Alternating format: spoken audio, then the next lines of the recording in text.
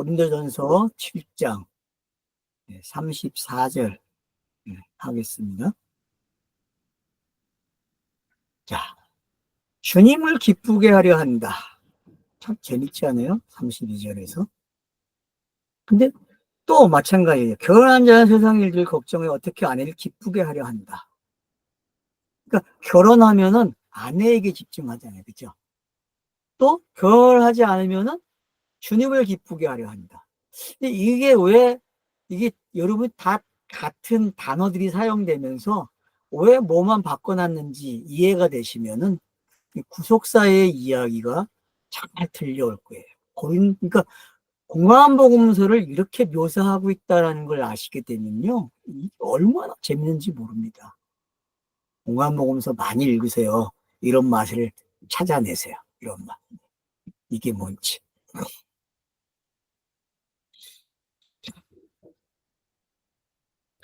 그러나 결혼한 자는 세상의 일들을 걱정하여 어떻게 아내를 기쁘게 하려 한다. 맞죠? 이게 뭔지 알아야 돼요. 여러분이. 그래서 창세기 3장에서 결혼을 하니까 2장에서 결혼을 하고 3장에서 어떻게 합니까?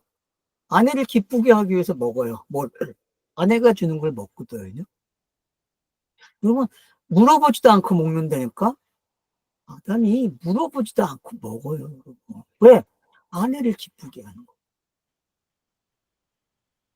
아내를 기쁘게 하니까 그 내용이 뭘로 바뀌어요?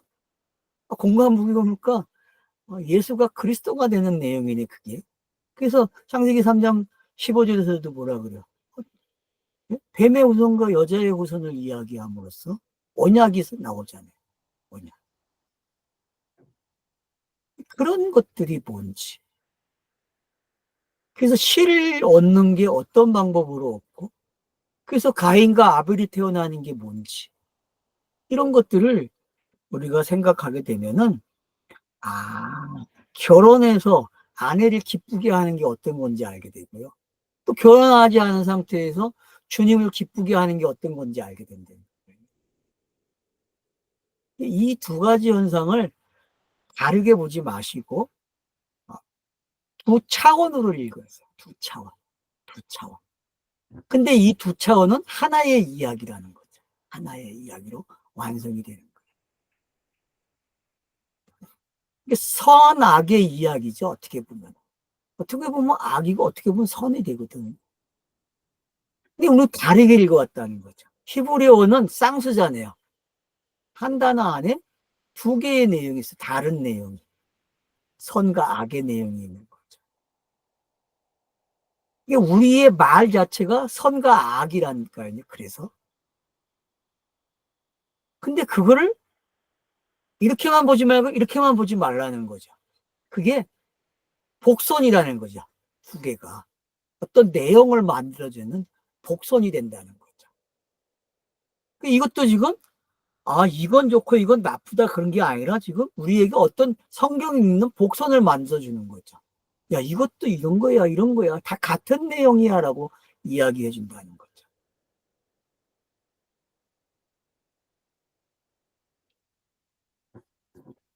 34절. 그것이 나누어져서 또한 결혼하지 않는 아내와 또한 처녀는 주님의 일을 걱정하여 그 여자는 육신과 영을 거룩해 지나 그러나 결혼한 사람은 세상의 일들을 걱정하여 어떻게 남편을 기쁘게 하려 한다. 자, 그러니까 이 내용을 잘 이해하셔야 돼요. 이 내용을. 제가 개역 성경으로 한번 읽어드릴게요. 마음이 갈라지며 시집가지 않는 자와 처녀는 주의 일을 염려하여 몸과 영을 다 거룩하게 하려 하되 시집간 자는 세상의 일을 염려하여 어찌하여 남편을 기쁘게 할까 하는데. 그러니까 이거 그냥 문자를 읽으면 당연한 이야기잖아요. 교회에 열심히 다니는 사람들이 생각할 때 잘 아주 쉽게 유혹당하는 내용이잖아요. 문자 그대로 보면 아주 아주 속기 좋게 번역을 잘 해놨다니까요. 정말. 근데 이 내용에 빠지면 됩니까? 아니 되죠. 이 내용이 지금 가리키고자 하는 게 진리를 가리키고 있다니까요. 진리. 그것이 나뉘어져서 또한 결혼하지 않는 아내와 또한 처녀는 주님의 일들을 걱정하여 그 여자는 육신과 영으로 거룩해지나. 자, 육신과 영으로 거룩해진대요. 그러나 결혼한 사람은 세상의 일들을 걱정하여 어떻게 남편을 기쁘게 하려 한다. 그러니까 여러분, 율법에 매여 있느냐, 율법에 매여 있지 않느냐, 이 관계로 이해를 하셔야 돼요. 이 관계. 율법에 매여 있는 게 어떤 거고, 율법에서 떠나 있는 게 어떤 건지. 이 관점을 이해하시게 되면은 공간복음서의 공생애가 이 두 가지를 다 그리고 있다는 거예요. 예수의 생애에. 이 두 가지 내용을 여러분들이 같이 이걸 읽어내면요, 와, 성경 잘 읽는 분들이 되는 거예요. 신이 나겠죠, 성경이 막 그냥.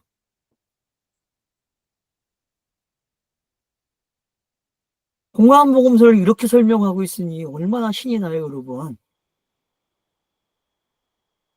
마태복음 25장에 나오는 열처녀 비유, 기름을 준비한 자와 미련한 자, 슬기로운 자, 이게 다른 게 뭔지 이해가 되셔야죠. 그럼 그 두 가지 내용이, 그러면 미련한 자가 되지 말라고 하는 내용이고 슬기로운 자가 되라는 내용이니까 아니죠. 그 두 가지 내용은요, 예수 그리스도의 공생애가 어떤 건지 설명하는 내용이란 말이에요. 그 두 가지 내용이. 근데 그렇게 안 보잖아요, 어디는요. 신부가 뭔지 모르기 때문에 그래요, 여러분. 신부가. 신부가. 신부는요, 영이에요, 그냥. 영. 영. 처녀는 영으로 준비되어 있어야 돼. 영으로. 근데 영에다가 관심을 안 가지니까 문제죠. 사도 바울은 지금 영에 관한 이야기를 하고 있는 거. 어느 곳에도 속하지 않는 게 어떤 건지, 어디에 속했을 때 어떤 유익이 있고 어떤 것이 유익이 아닌지를 설명함으로써 선택을 권을 주는 거죠. 네 성경 읽기는 지금 어느 수준에 있니? 너는 여기에 있니? 여기에 있니? 물어보는 거죠. 성도의 삶이라고 읽어내는 사람들은, 내가 변화돼야 되고 내가 개선할 거라 있는 사람들은 아내에게 매여 있겠죠. 남편에게 매여 있겠죠. 근데 그걸 성도의 삶으로 읽지 않고 뭘로 읽어요? 아, 예수 그리스도를 재현하는 삶이야. 이렇게 읽으면은 어떻겠어요? 그러면 자유인이죠. 매여 있지 않는다니까요. 공생애는 예수가 끝냈는데 자꾸 자기가 공생애를 자기가 같이 짊어지려고 그래요. 수고하고 무거운 짐을 자기가 지고 가려고 그래요. 여러분, 수고하고 무거운 짐 지지 마세요. 그거는 예수가 그리스도가 되는 내용을 설명한 거예요. 수고하고 무거운 짐. 근데 그걸 우리가 어떻게 져요, 그거를. 우리는 짊어질 수 있는 육체도 없어요. 그런 육체가 아니기 때문에. 예수가 입고 온 육체는요, 처녀에게 난 성령으로 잉태된 처녀란 말이에요. 그래서 양성이 태어났다니까, 여러분. 그래서 저와 여러분은 양성으로 있는 거예요, 이 땅에서요. 성도는 이 땅에서 뭘로 있다? 양성으로 있는 거예요, 여러분, 양성으로. 저와 여러분은 지금 양성이에요, 양성. 형제들이라는 단어, 교회라는 단어를 사용하면요, 그건 양성을 가졌다 그래요, 양성을. 그래서 제가 재현한다 그런 표현을 쓰는 거예요. 재현한다.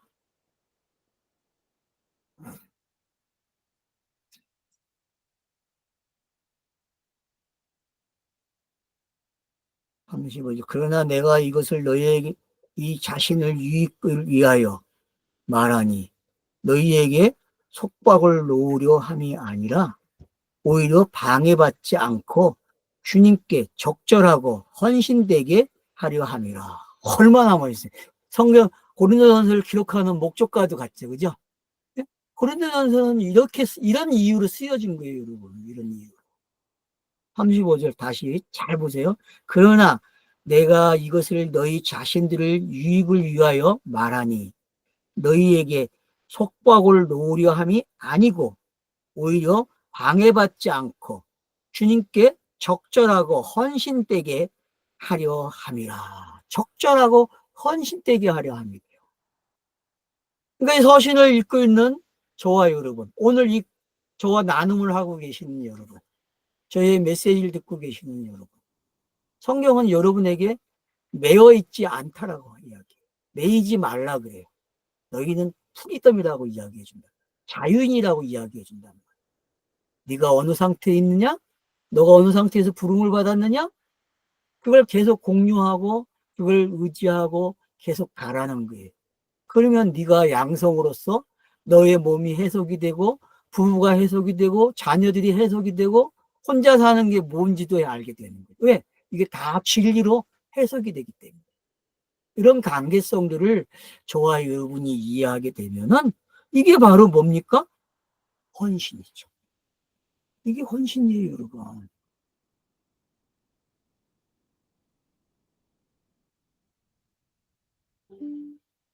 그러나 만일 누구든지 그의 처녀에 대하여 수치스럽게 행하였다고 생각하고 또 만일 그 여자가 나이가 차면 그렇게 의무를 다하고 그가 원하는 것을 행하고 그는 죄를 짓지 말고 그들로 결혼하게 하라.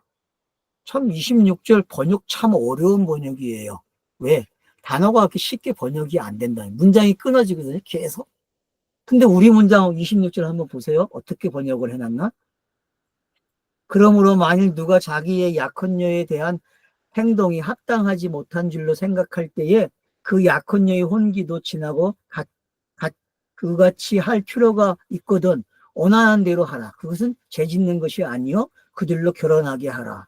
여러분 이 내용을 지금 마샤가 읽어주는 내용과 비교해 보세요. 마샤 내용은 생각하게 하죠. 그죠? 쉽게 못 읽게 해요. 근데 우리는 너무나 내용도 맞지도 않는데 그냥 읽게 된다니까요. 그리고 이대로 그냥 끝나버려요. 생각을 안 해요. 여러분 26절은 생각할 게 많은 본문이에요. 왜냐 번역이 이렇게 쉬운 본문이 아니기 때문에. 접속사가 너무 많아요. 끊어버려. 쉼표가 너무 많이 나간다니까요. 생각하라는 거죠.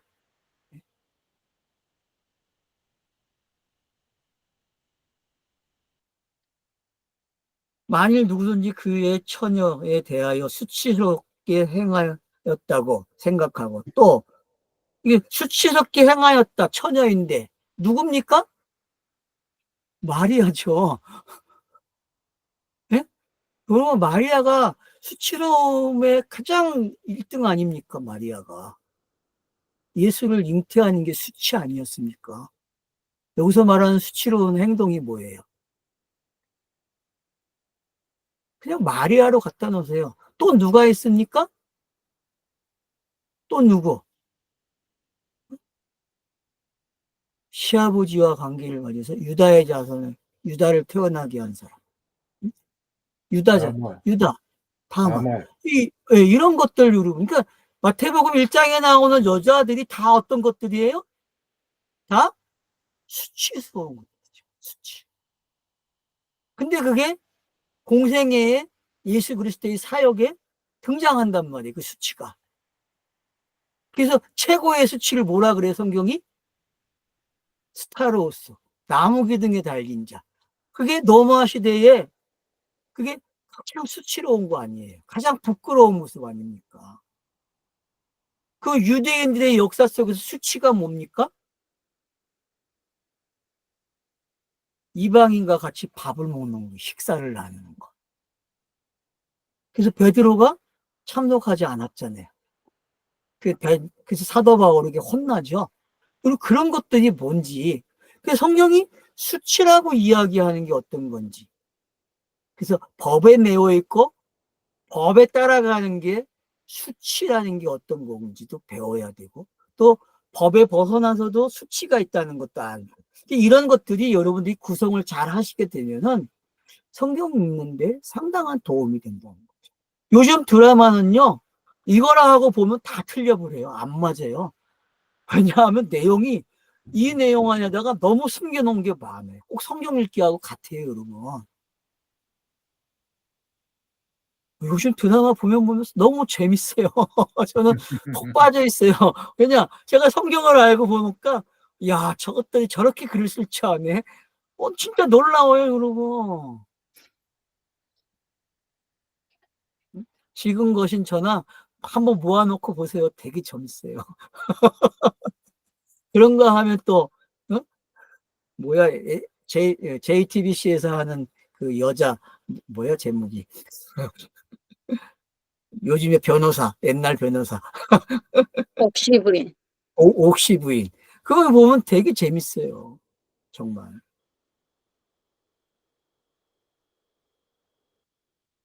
옛날 그런 거 얘기하면 또 내가 연속극에 빠져 산다고 그러는 분들. 아, 빠져 사세요. 왜? 성경 읽기 배우는 방법 중에 하나예요, 여러분.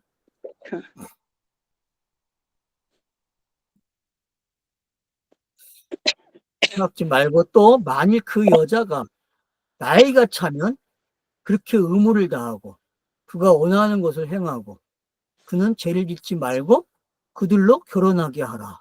여러분 이게 공생애에 너무 잘 나와 있다는 것만 아시면 돼요. 힌트를 드릴게요. 여러분이 요 내용대로 공생애 읽어보세요. 마태복음은 마태복음, 마가복음은 마가복음, 누가복음은 누가복음을 요 내용대로 가져가서 한번 보세요. 그러면은 기가 막히게 맞는다는 걸 알게 돼요. 이야, 이렇게 잘 구성이 돼 있어? 어떻게 일반적인 결혼, 이 당분데도 불구하고 사도 바울이 거기다가 복음을 감춰놓고 이게 예수 그리스도의 공생애라고 표현할 수 있도록 단어를 연겨놨다는 거. 여러분, 놀라지 않아요? 37절. 그러나 그가 그의 마음으로 확고함에 서서 어떠한 고통도 가지지 않고 자신의 뜻에 대해서 권리를 가지고 있으며 또한 자신의 마음에 이것을 결심하여 자신의 처녀를 그래려 두어도 그가 행하는 것도 잘 하는 것이다.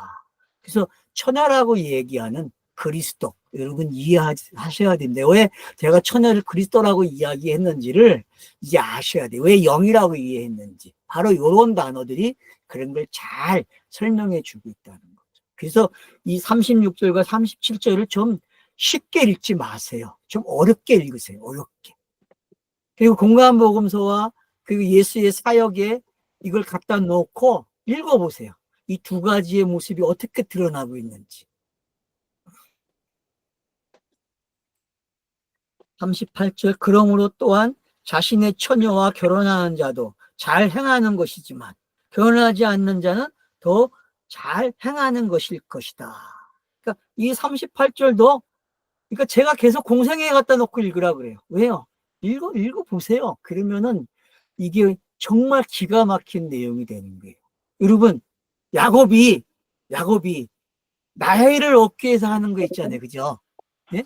나헬이, 야곱이 예? 나헬을 얻기 위해서 그 나반의 그 계략을 다 받아들이거든요. 율법의 계략을.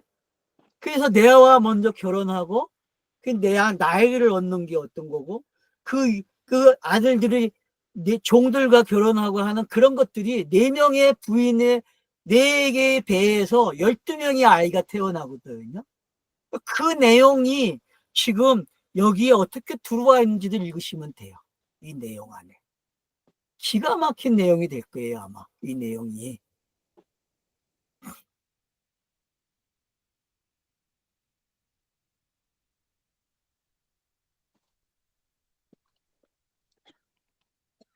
그 자신의 처녀와 결혼하는 자도 잘 행하는 것이지만, 여러분, 자신의 처녀와 결혼하는 자도 잘 행하는 것이다.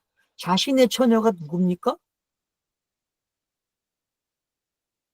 그럼 자신의 처녀가 누구예요? 나, 에고. 그렇죠. 그냥 자기 이야기 하는 거예요, 여러분. 그 사도 바울이 왜 자기가 독신이라고 표현했는지를 이해를 하셔야 돼요. 이 처녀라는 말과 독신이라는 말은 같은 니콜이에요, 여러분. 줄긋기를 해놔야 된다니까요.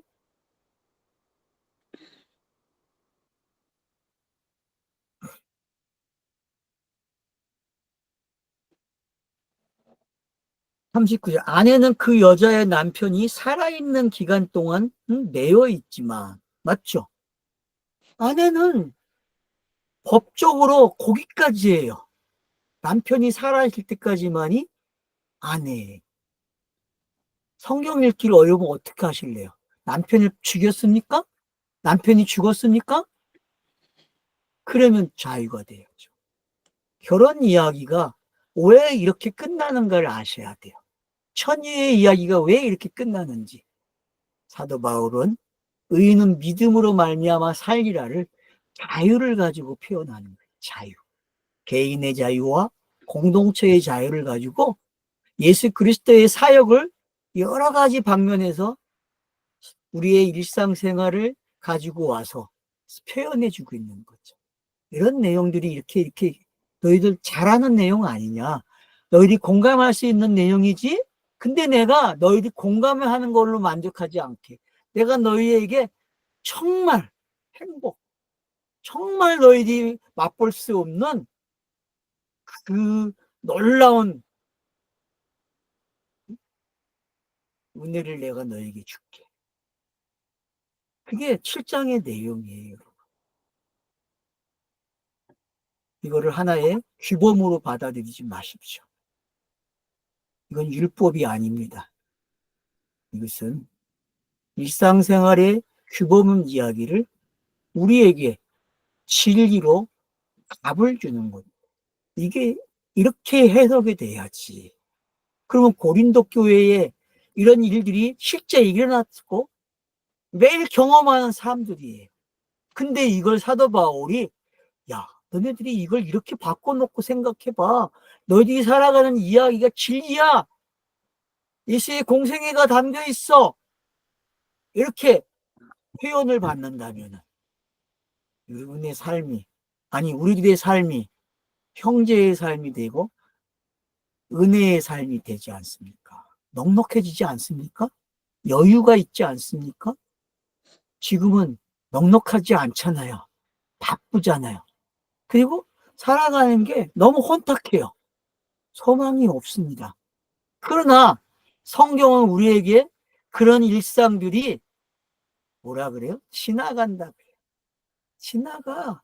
세상은 지나가는 거야. 헛되고 헛된 거야. 왜? 너희가 주어진 이 삶을 살아서 지나감에서 멈추면 끝나는 그게 거지만 됐어. 지나감에서 끝나는 게 아니고 그 다음이 있다는 걸 안다면 그 다음을 가지고 살아가는 내용을 배워야죠. 성경은 다음의 이야기를 해주는 거예요. 열처녀의 비유도 그래, 너희들이 이렇게 하면 돼. 슬기로운 처녀가 되는 게 어떤 건지를 열처녀의 이야기는 십계명의 이야기고 성경의 기록 방법의 이야기죠. 그걸 전반부와 후반부로 설명을 한 거예요. 그렇게 여러분들이 읽을 줄 안다면은 아, 이것도 지금 성경을 어떻게 읽어야 되고 성경의 이야기를 비유에서 문자에서 끝나는 것이 아니라 역사로 끝나는 것이 아니라 생활로 끝나는 것이 아니라 그게 진리로 가야 되는구나 까지 가는 게 성경 읽기라는 거죠. 그걸 가리켜서 뭐라고 한다? 자유다.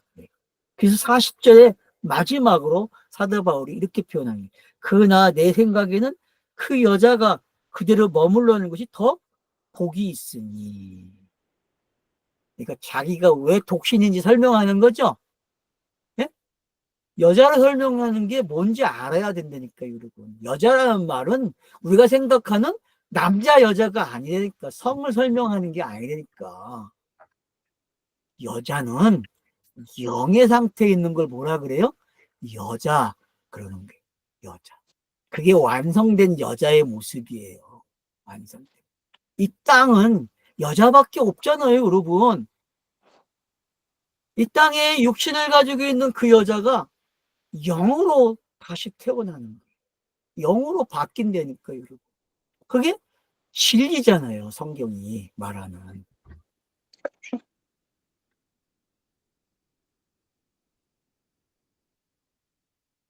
그러나 내 생각에는 그 여자가 그대로 머물러 있는 것이 더 복이 있으니 그러나 내 생각이 하며 또 나는 하나님의 영을 모시고 있다. 이렇게 표현해요.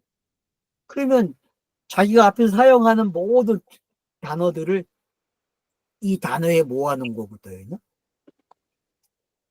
나는 뭐다? 하나님의 영을 하나님의 영이다. 보유할 때다. 또 나처럼 너희가 되기를 원한다는 게 이제 뭔지 알겠죠? 독신이 아닙니다. 아니지. 처녀도 아니고. 뭐가 되라? 이 내용의 줄기. 결혼, 독신, 처녀, 이혼, 이런 것들은 하나의 영이 되는 이야기다라고 결론이 나는 거죠. 이건 사도 바울만이 아니라 성경을 읽는 모든 사람들이 그래 난 하나님의 영이야. 여기까지 오라는 거죠. 최고의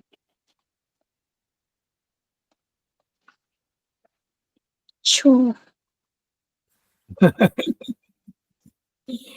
이해가 되시면 좋겠어요. 깨달아지면. 그래서 많은 분들이 생각 좀 하면 좋겠고 그 생각을 성경을 해석하는 방법으로 생각을 가지고 가시고 질문도 성경이 성경을 해석해주는 답을 주는 그런 방법으로 잘 훈련되셔서 여러분 각자가 정말 각자의 방법으로 예수 그리스도를 잘 표현하는 그런 삶이 되기를 원합니다. 감사합니다. 수고하셨습니다.